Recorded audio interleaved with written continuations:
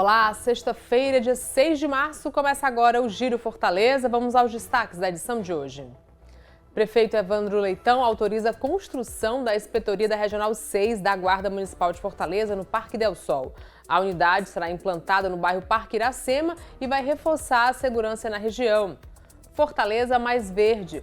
Urbifó inicia plantio de mais de 20 mil mudas na capital. O projeto fortalece a cobertura vegetal da cidade de forma planejada, com mais de 200 espécies nativas. Essas e outras notícias a partir de agora no Giro Fortaleza.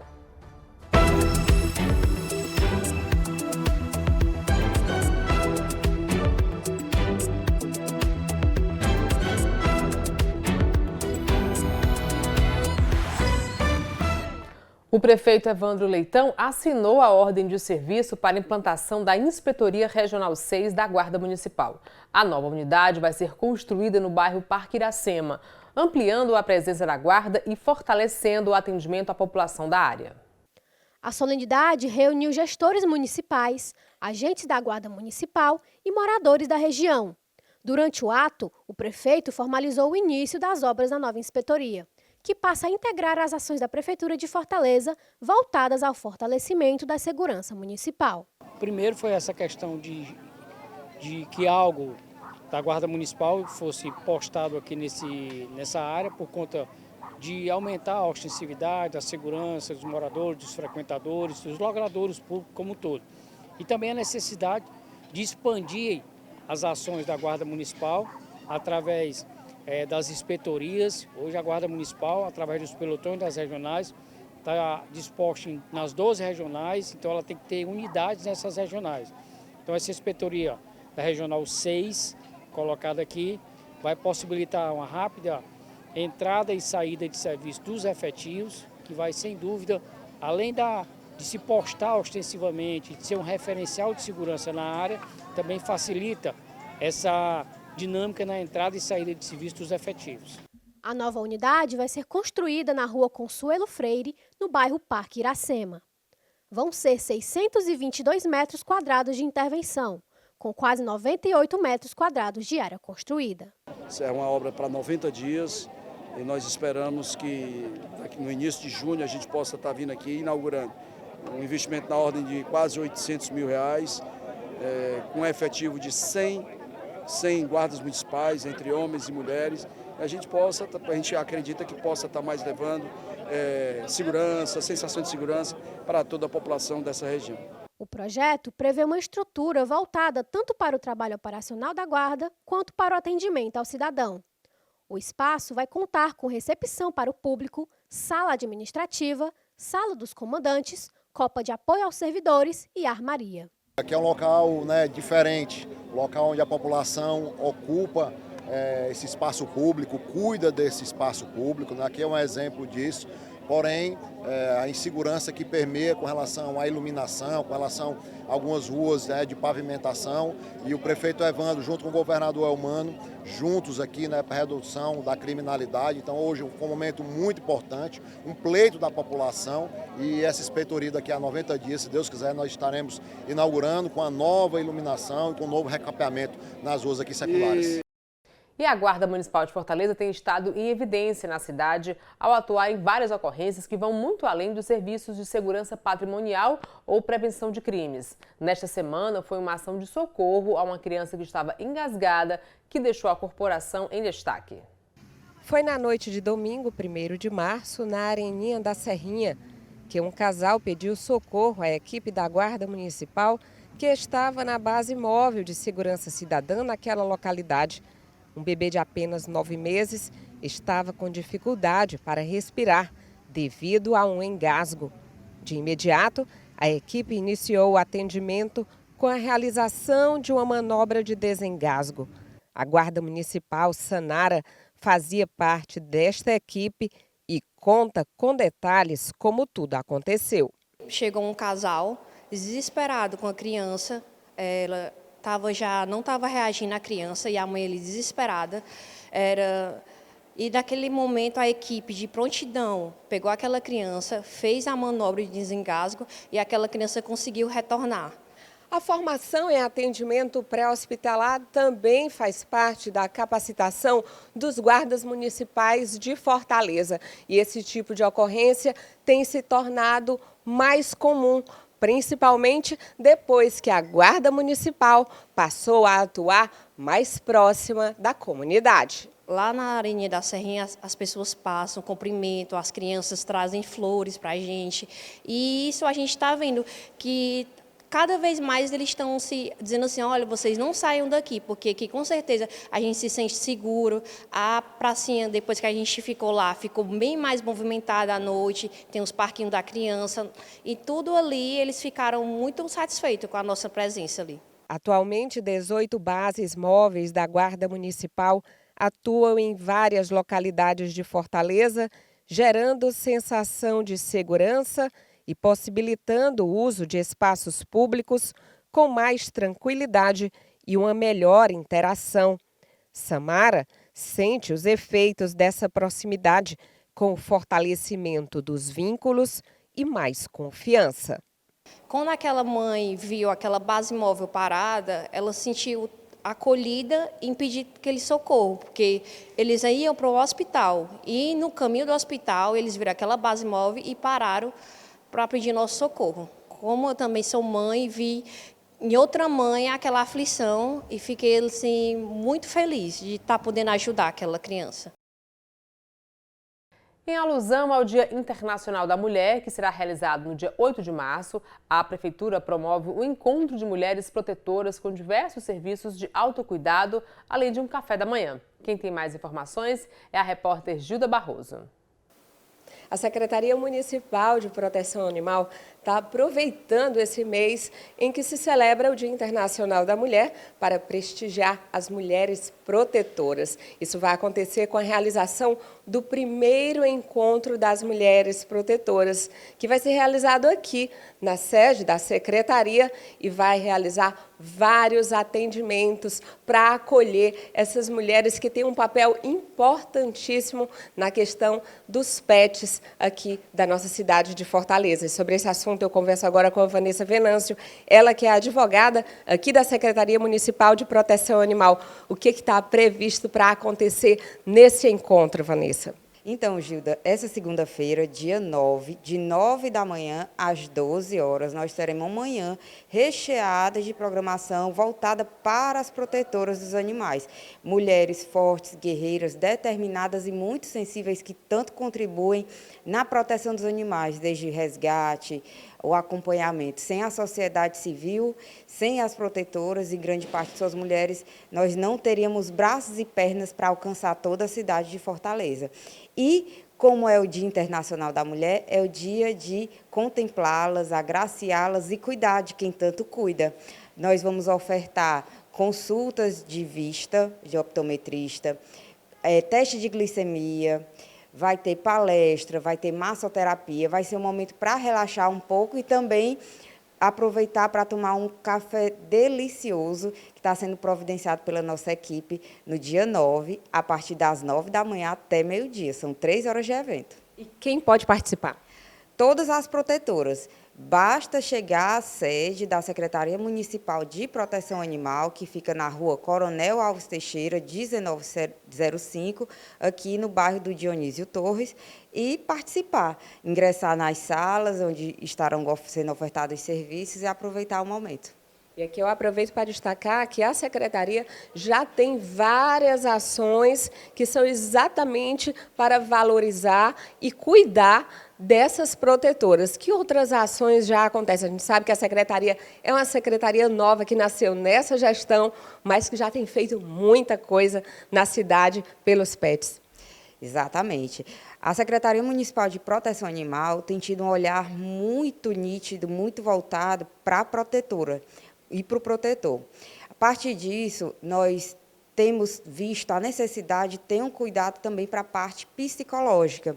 Quem lida diariamente com morte, com sofrimento, com maus tratos e muitos absurdos que a gente vê na causa animal, necessita ter um acolhimento. Então, a partir dessa ideia, foi criado um grupo coletivo terapêutico com um psicólogo, o doutor Gustavo, que vem fazendo terapias coletivas. A primeira turma encerrou agora, já estamos estudando a possibilidade de fazer uma nova sessão coletiva, uma nova sessão de terapia com as protetoras. Para encerrar, Vanessa, faz um convite aí para quem está assistindo, que é protetora ou conhece ali uma vizinha que é protetora, que está sempre cuidando dos animais. Então, dia 9 de março, segunda-feira, aqui na sede da SMPA, na rua Coronel Alves Teixeira, 1905, nós temos diversos serviços para cuidar de você que tanto cuida dos pets. De 9 às 12, não perca. Basta chegar. Basta chegar e usar o serviço. Muito obrigada, então, Gilda Barroso, para o Giro Fortaleza. Fortaleza ganhou mais verde e mais vida. A prefeitura iniciou o plantio de mais de 20 mil mudas de espécies nativas em diferentes pontos da capital. A ação faz parte do programa Fortaleza Mais Verde. A Autarquia de Urbanismo e Paisagismo de Fortaleza deu início a uma nova etapa de arborização da cidade.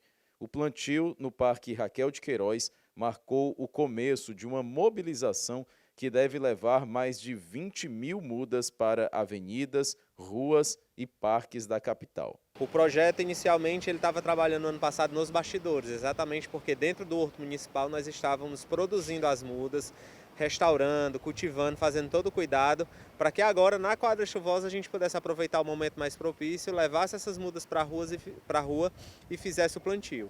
A ideia é que a gente consiga aí plantar mais de 20 mil mudas. Essas mudas serão plantadas conforme o levantamento prévio feito pelos engenheiros agrônomos, engenheiros ambientais, e levando em consideração critérios técnicos, seja pela própria localização onde as mudas serão implantadas ou por sinais que foram avaliados, tecnicamente falando, como, por exemplo, as ilhas de calor. O Fortaleza Mais Verde integra uma ação planejada para ampliar a cobertura vegetal do município.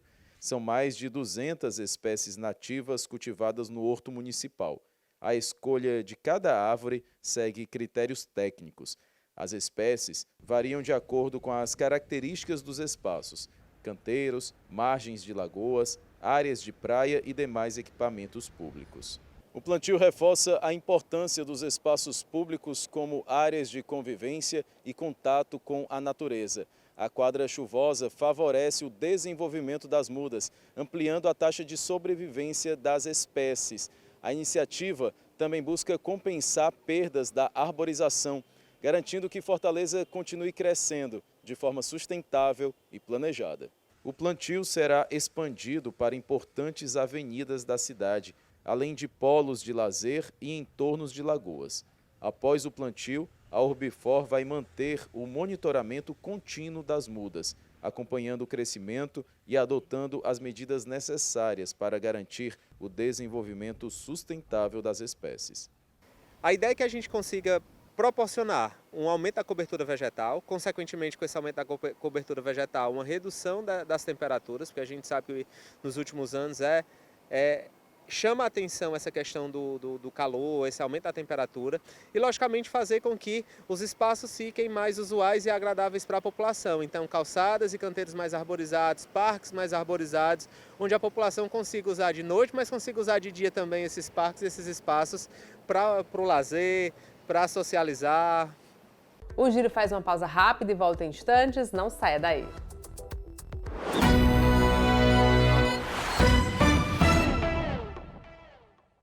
Giro Fortaleza de volta com as dicas de moda da semana. Hoje, a Dani Calles vai falar pra gente sobre o retorno triunfal do xadrez.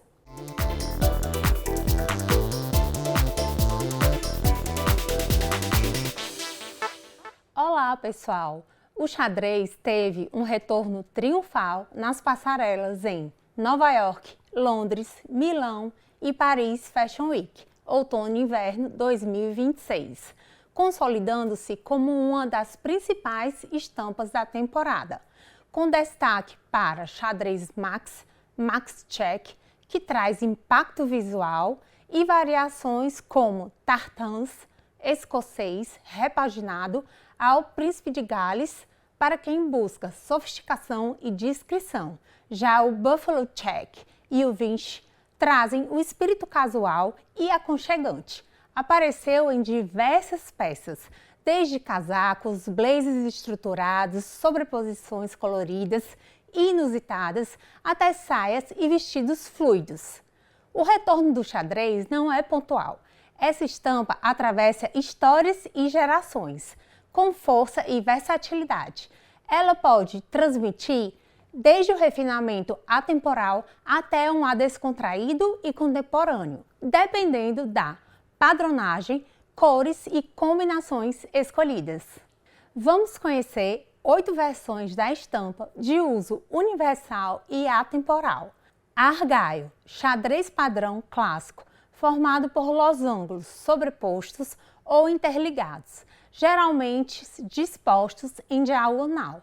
Linhas finas que cruzam o desenho, criando um efeito tridimensional e sofisticado. Transmite elegância e uma versão mais moderna e colorida torna o visual descontraído. Buffalo Check, caracterizado por grandes quadrados com cores contrastantes. Os desenhos são uniformes e alinhados, criando um visual ousado e rústico, tradicionalmente associado a camisas de flanela. E o estilo workwear, o Buffalo Check transmite uma estética robusta, aconchegante e atemporal. Madras, padrão colorido e vibrante, composto por quadrados ou retângulos irregulares, formados pela sobreposição em diferentes cores. Visual descontraído e artesanal. Transmite frescor e formalidade e um toque boêmio, sendo muito utilizado em peças de verão. Pied de poule, pé de galinha em francês, o mais clássico, formado por pequenas figuras geométricas que lembram o formato de pegadas de galinha. A combinação mais tradicional é o preto com branco, mas pode ser encontrado em diversas cores. Elegante e atemporal, o pied de poule associado um estilo refinado e sofisticado, muito presente em ternos, casacos e peças de alfaiataria. Foi popularizado por Coco Chanel nos anos 20. Príncipe de Gales, padrão tradicional composto pela combinação de uns xadrezes menores com linhas mais largas que formam grandes quadrados, geralmente em tons neutros como cinza, preto, branco, mas outras cores também são vistas, como vermelho, azul, transmite sofisticação, clássica e elegância discreta. Tartan é um padrão tradicional escocês, formado por linhas horizontais e verticais, de diferentes larguras e cores, que se cruzam criando blocos e faixas sobrepostas. Cada combinação de cores e disposição das listras pode representar um clã ou uma região específica da Escócia.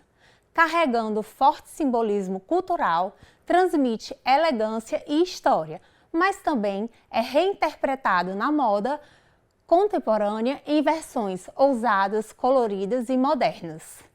Vichy são quadrados pequenos e regulares, criados pelo contraste entre duas cores, geralmente uma neutra e outra vibrante. Seu visual simples e simétrico remete a um estilo leve, romântico e campestre, eternizado em toalhas de piquenique. O Vichy transmite frescor, delicadeza e um charme atemporal. Burberry. Burberry é icônica, uma base bege clara com linhas horizontais e verticais pretas, brancas e vermelhas, criando um quadriculado elegante e facilmente reconhecível. Originalmente desenvolvido para forro dos trench coats da marca britânica Burberry, o desenho tornou-se um símbolo de sofisticação clássica e luxo atemporal. Como usar o xadrez em 2026? Alfaiataria moderna, invista em blazers estruturados, calças e conjuntos, que misturam o xadrez com peças lisas em cores neutras, como preto, cinza e creme, sobreposições e mix. Use casacos oversized como protagonista da produção. Uma aposta forte é o mix de estampas de xadrez diferentes no mesmo look, como preto, branco com um xadrez marrom. Modelagens fluidas. O xadrez aparece em tecidos leves e em vestidos, saias com movimento e calças saindo do clichê de lã grossa. Acessórios. Aposte em lenços, bolsas e calçados com a padronagem xadrez, para dar um toque de estilo sem sobrecarregar o visual. Paleta de cores. Destaque para tons quentes e terrosos, como mostarda, caramelo, telha, terracota, que trazem profundidade e movimento, além de verde musgo e tons neutros, off-white e areia. Dica de ouro: como usar xadrez no dia a dia. Aposte em modelagens limpas, sem muita informação extra. Combine com peças neutras para deixar a estampa brilhar, funcionando tanto em looks urbanos quanto em propostas elegantes. Ideal para quem quer fugir do óbvio sem complicar o style. Espero que vocês tenham gostado. Muito obrigada pela audiência e até a próxima! E sexta-feira também é dia de Papo Saúde. Hoje vamos entender mais sobre ansiedade e depressão.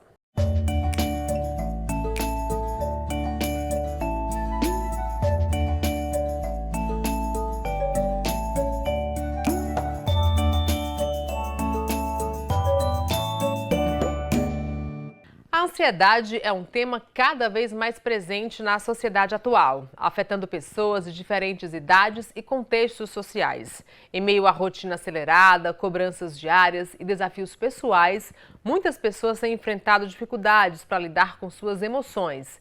Pensando nisso, nós convidamos a psicóloga Gardênia Rocha para esclarecer dúvidas, explicar os principais sintomas e orientar sobre a importância de buscar ajuda profissional quando necessário. Doutora Gardênia, um prazer recebê-la aqui no Papo Saúde. Prazer, todo mundo. Eu queria começar explicando o que de fato é a ansiedade.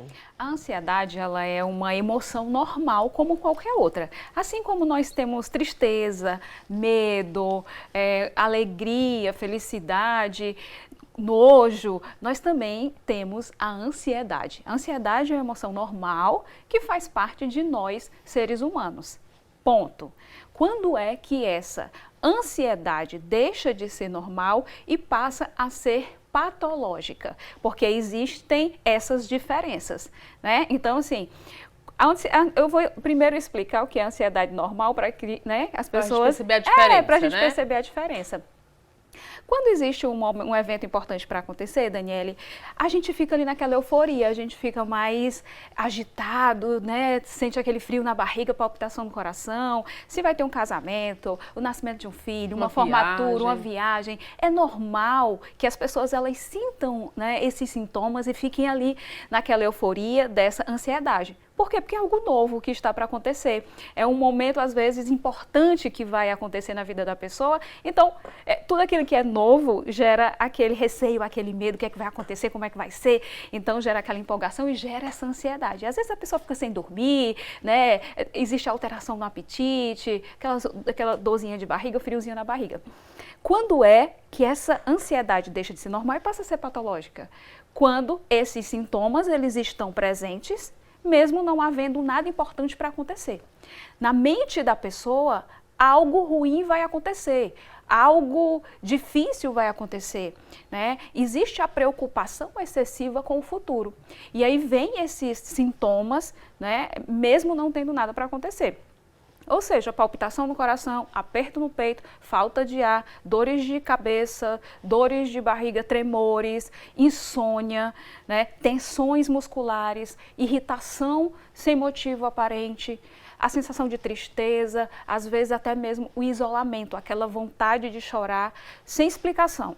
Então, quando esses sintomas, eles passam a ser recorrentes na vida da pessoa e começa a impedir, atrapalhar essa pessoa de ter uma vida, digamos, que normal, é importante buscar ajuda profissional, porque essa ansiedade, ela já deixou de ser normal e passou a ser patológica. E o que é que pode causar essa ansiedade, pode causar uma crise de ansiedade? Eu costumo dizer que as crises de ansiedade, elas não acontecem do nada.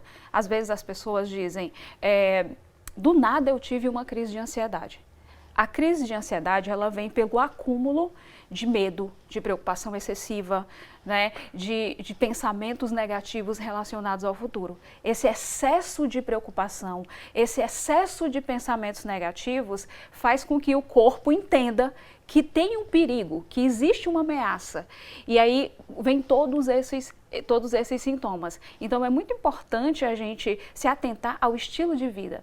Questão de trabalho, questão de relacionamento, vida financeira, vida familiar, vida social. Como é que você tem estado diante das situações do seu cotidiano no dia a dia? Como é que você tem lidado com os problemas, com as situações na sua rotina no dia a dia? Porque às vezes a pessoa fica muito preocupada, vive em um estado de alerta constante. Então, vai chegar um momento em que o seu corpo ele vai responder. É uma doença, é um transtorno que de difícil diagnóstico, porque de primeira pessoa demora para aceitar, demora para buscar ajuda, então esse diagnóstico vem tardio? Normalmente esse diagnóstico vem tardio. Por quê? Porque como é uma questão emocional, infelizmente as pessoas ainda tendem a negligenciar muito. Então vem assim, não, isso é só coisa da minha cabeça, isso é bobagem, isso vai passar, né? Às vezes dizem, não, isso é frescura, isso aí é falta de Deus, né? Então vai orar, vai dormir, vai sair, vai viajar que passa. E aí o tempo vai passando e isso vai aumentando, né? Vai aumentando e a pessoa busca tratamento, ela só busca, né, ajuda normalmente quando ela já está no limite. Infelizmente, nós ainda vivemos em um cenário como esse. As pessoas vão negligenciando, vão colocando para debaixo do tapete, vão deixando para depois e quando elas já não têm mais o que fazer, muitas vezes, é que elas começam agora eu preciso buscar ajuda profissional, uma terapia e muitos ainda vão com bastante resistência. Eu acredito. E era justamente essa minha próxima pergunta, como é que é o tratamento? Você falou de terapia, mas também tem casos que precisa de medicação, é uma coisa junto com a outra? Exatamente. O que é ideal? Observou os sintomas, né? Os sintomas, eles estão ali, já está com insônia, já está com aquela irritação, às vezes sem motivo, aquela angústia, né? Já se sente muito preocupado e isso vem modificando sua rotina e paralisando a sua vida. É importante buscar ajuda psicológica. Dentro da terapia, o psicólogo, ele vai fazer uma avaliação e vai entender quando o caso precisa de uma ajuda, de um acompanhamento também psiquiátrico. Em muitos momentos, somente a terapia funciona muito bem. Em outros, em casos mais graves, é necessário a ajuda psiquiátrica. E aí a gente faz o tratamento com a terapia, com o psicólogo e com a medicação e com o psiquiatra. Por quê? Porque a medicação, né, a psiquiatria, ela vai tratar ali os sintomas. A pessoa às vezes não está conseguindo dormir direito, né, está tendo muita crise de ansiedade, os sintomas eles estão muito acentuados. Então, essa medicação ela vem para amenizar esses sintomas e para a pessoa passar a ter uma vida muito mais funcional. Enquanto a terapia, a gente vai tratar a causa. O que é que está, né, ocasionando toda essa questão? O que é que está acontecendo? É um problema no relacionamento? É um problema financeiro? É um problema de trauma de infância? Foi a negligência? Foi abuso? O que é que aconteceu? E a gente vai tratar. É um processo. Não é do dia para a noite. Eu escuto muito, não sou da área, mas eu escuto muito pessoas que têm algum transtorno, alguma ansiedade, alguma depressão. Não vou procurar um médico porque eu vou ficar viciada em remédio. Isso de fato acontece ou é um mito? Na verdade, eu costumo dizer assim, que tudo precisa ser com acompanhamento médico. Né? Eu sei, né, eu estou dentro da clínica, dentro do consultório, e eu sei que muitas pessoas fazem uso de medicação sem nenhuma recomendação médica. Né? Então, assim, Algumas situações, em situações muito específicas, o tratamento ele precisa ser contínuo. Dentro de alguns transtornos psicológicos, o tratamento medicamentoso ele precisa ser contínuo, a terapia também precisa ser contínua. A gente está falando aí de quanto tempo? 6 meses no mínimo? Quando a gente fala de terapia para ansiedade, para depressão, né, dentro da terapia cognitivo-comportamental, a gente vai de 6 meses, 1 ano, depende muito de cada paciente. Agora, quando a gente trata de uma esquizofrenia, de um transtorno bipolar, esse tipo de transtorno são transtornos que precisam de medicação contínua e de terapia contínua. Né? Então, assim, estou com ansiedade, depressão, um toque, né, transtorno de pânico, isso tem começo, meio e fim. Né? Isso tem tratamento, tem começo, meio e fim. Mas, para alguns transtornos, de fato, você... Né? E com relação a se viciar na medicação, existe sim a possibilidade, quando a pessoa faz o uso indiscriminado, sem acompanhamento, sem a ajuda de um profissional da área, de um psiquiatra. E a ansiedade, ela pode acometer qualquer idade? Crianças, adultos, idosos? Qualquer idade. Qualquer idade. A ansiedade, ela não escolhe idade, cor, religião, né, status social. A ansiedade não escolhe. Então, hoje, a gente vê muitas crianças com ansiedade já assim bem elevada, tomando medicação, fazendo terapia, né? Então assim, já existe, já é constatado, né, dentro dos consultórios, que as crianças estão cada vez mais ansiosas, né? Os adultos estão mais ansiosos, os idosos também estão muito ansiosos, então acomete todas as idades. Entendi. E qual é a importância do apoio familiar, do apoio de amigos para quem está aí nesse tratamento? É fundamental. É fundamental, né? Dentro de um tratamento psicológico e psiquiátrico, quando existe o acolhimento da família, esse paciente ele se desenvolve, né, e tem uma melhora muito mais rápida e mais significativa. Porque quando a família tem muito bloqueio, quando a família tem muito preconceito, quando a família não se envolve no tratamento, a gente tem muita dificuldade em evoluir.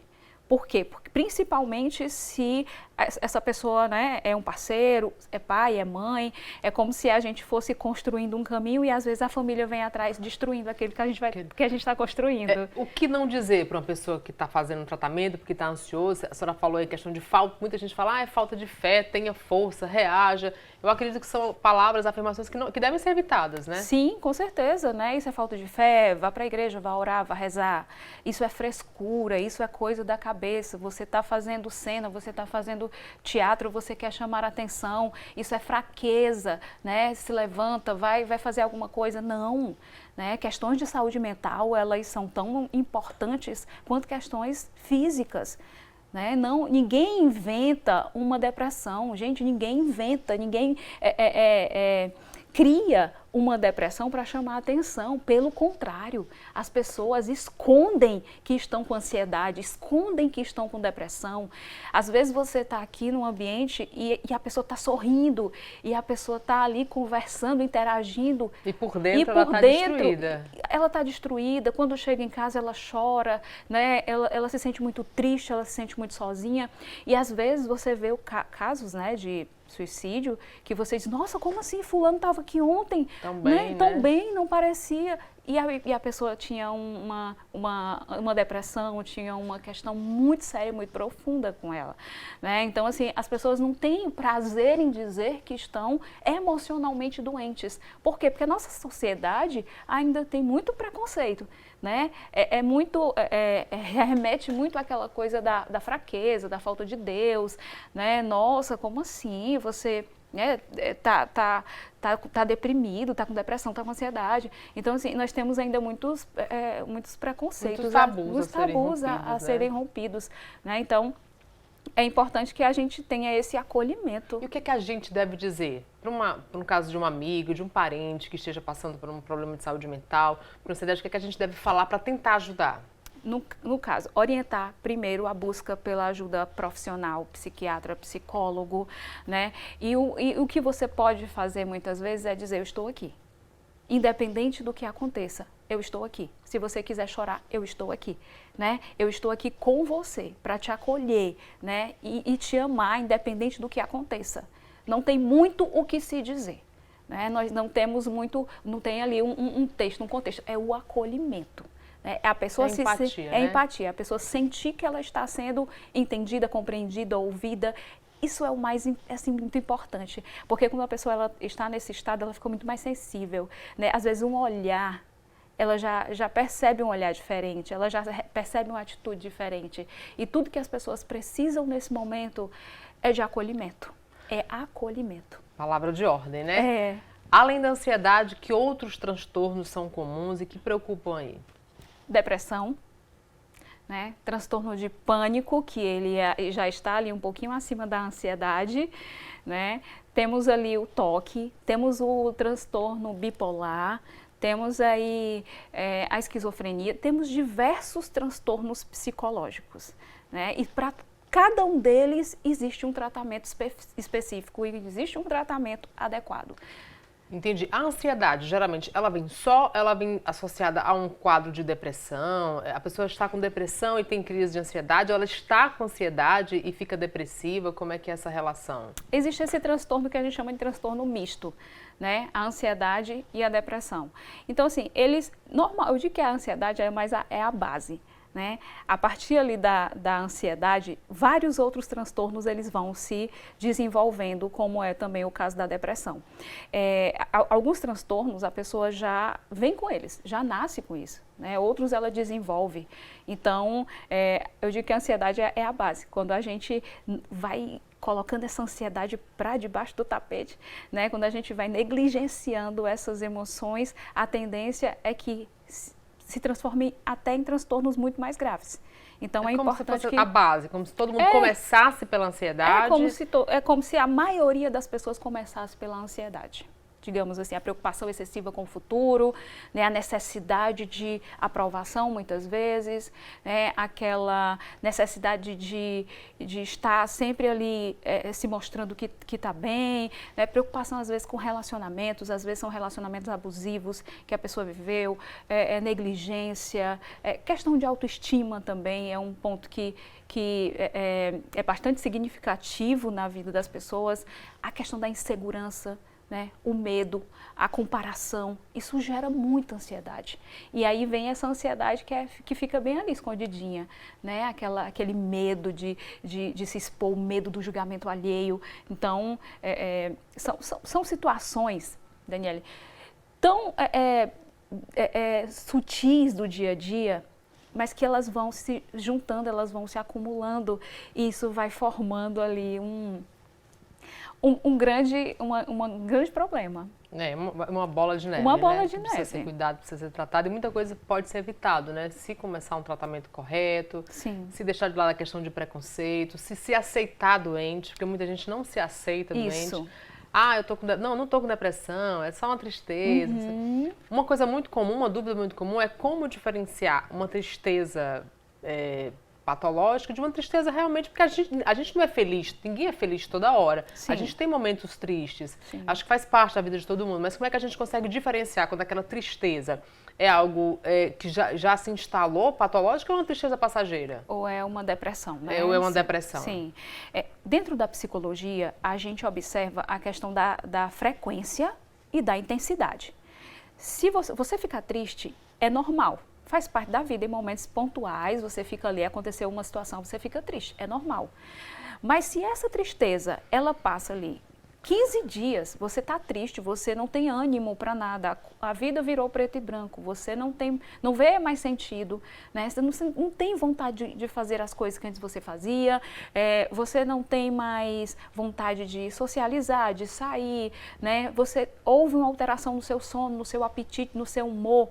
É importante buscar ajuda profissional, porque aí já caracteriza um quadro de depressão. A tristeza, quando muito prolongada, depressão. A ansiedade, sintomas de ansiedade, quando muito prolongados, ansiedade patológica. E aí a gente precisa observar quanto tempo que eu estou enfrentando isso. Há quanto tempo que eu estou com esses sintomas de ansiedade. Há quanto tempo que eu sinto essas palpitações, esse aperto no peito, essa falta de ar, essa angústia, essa vontade de chorar. Há quanto tempo eu estou assim triste, sem ver sentido na vida, sem ter vontade de fazer as coisas que antes eu fazia? Fique atento a esses sinais, porque dependendo do tempo, né, 15 dias, meses já se, né, se prolonga. Não é normal. Não é normal uma tristeza de 15 dias. Não é normal, né? Já é caracterizado uma depressão. Entendi. Você citou aí a questão de suicídio, né? Fulano se suicidou, era tão legal, estava tão tranquilo aqui ontem mesmo conversando com a gente. Que sinais a pessoa que comete um ato desse, ela demonstra, ela dá, para que a gente fique em alerta para tentar ajudar, para ver se a gente consegue evitar? Muitas vezes as pessoas não dão sinais, né? Elas, às vezes, normalmente elas ficam guardando só com elas, né? São casos e casos. Às vezes as pessoas falam, ameaçam, dizem que vão fazer. Em outros casos, as pessoas, elas se guardam, elas ficam como se nada estivesse acontecendo, né? Mas a dor, a decisão já está ali, já está tomada, né? Então, assim, cada pessoa tem a sua reação, tem a sua forma de fazer, de agir, né? Tem a pessoa que ela já é mais expansiva, que ela já fala, que ela já anuncia, que ela às vezes até ameaça que vai fazer, né? E já tem a outra que nunca comentou com ninguém. E ela simplesmente toma a decisão e faz. E não é fraqueza, né? E não é porque ela não gostava da vida ou porque, né, ela não se importava com quem ficou, mas o suicídio, ele é para acabar aquela dor que existe. É como se a pessoa entendesse que a única coisa que vai fazer aquela dor cessar é a morte. É procurar ajuda a qualquer sinal de alerta, né? Procurar ajuda em mais de 90% dos casos, né? A terapia, a ajuda profissional, a gente consegue reverter situações em que a pessoa tem esse pensamento suicida, né? Em que a pessoa já tentou ou que eu penso em fazer. Então, dentro da terapia, a gente tem bastante sucesso com relação a isso. Que coisa boa, Gardênia. Eu queria que você deixasse uma mensagem aí para quem está sofrendo com algum transtorno mental, com algum problema de saúde mental, com ansiedade, com síndrome do pânico. Uma mensagem para a gente finalizar a nossa entrevista. Sim, é tão importante quanto cuidar do seu corpo, quanto fazer as atividades aí para deixar o seu corpo bem. É importante que a gente cuide da nossa mente, que a gente cuide das nossas emoções, né?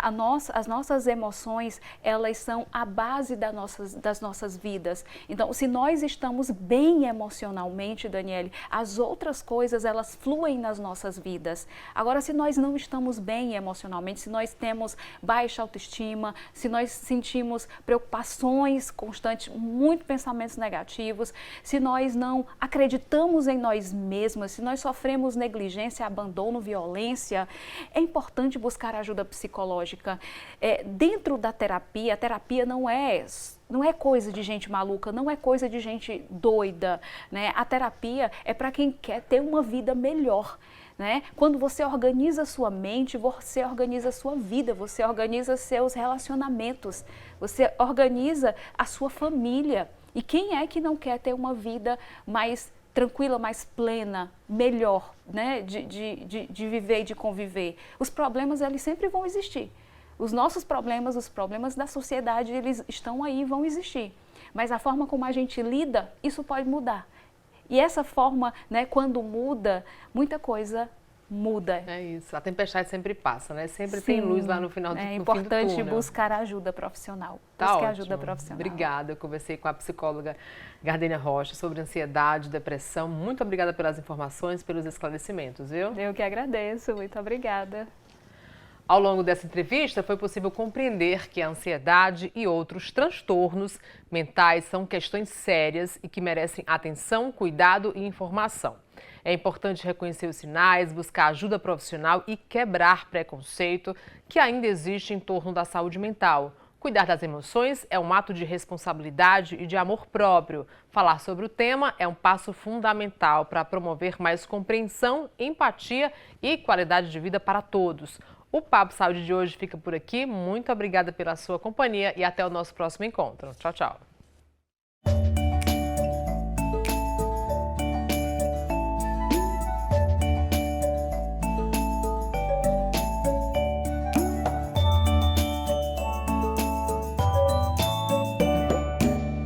E E assim a gente encerra esta edição do Giro Fortaleza. Muito obrigada pela sua companhia, um excelente fim de semana e a gente volta a se encontrar na segunda-feira, se Deus quiser. Tchau, tchau.